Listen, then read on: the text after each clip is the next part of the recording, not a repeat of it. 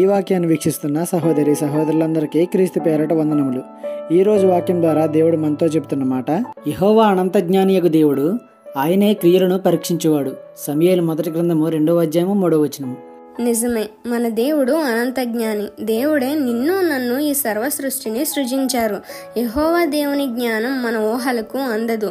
నీ కంటి ముందు కనిపిస్తున్న ఈ ప్రకృతిని చూడు. దేవుడు నీ కోసం ప్రతి ఒక్కటి ఎంత అద్భుతంగా సృష్టించారో కనిపిస్తుంది. నీ కోసం ఎంత ప్రణాళిక కలిగిన దేవుడు. నీ కొరకు తన కుమారుని రక్తాన్ని వెలచెల్లించి నిన్ను కొన్న దేవుడు నీ కార్యాలు గమనించకుండా ఉంటారా? నీ ప్రతి కార్యంపై, నీ ప్రతి ఆలోచనపై దేవుని కనుదృష్టి ఉంటుంది అని మర్చిపోకు. అవును, నీ మనసులో పుట్టే ప్రతి దరిద్రమైన ఆలోచనను దేవుడు గమనిస్తున్నారు.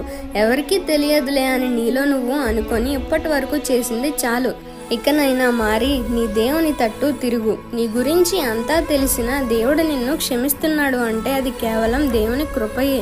నిన్ను సృష్టించిన ఆ అనంత జ్ఞానికి నిన్ను ఒక దెబ్బ కొట్టి నిన్ను మార్చుకోవడం పెద్ద విషయమేం కాదు, పెద్ద లెక్క ఏమీ కాదు. అక్కడి వరకు నువ్వు తెచ్చుకోవద్దు. ఈ చిన్న సువార్త పరిచర్యలో మీ సహోదరులు. God bless you. ఆమేన్.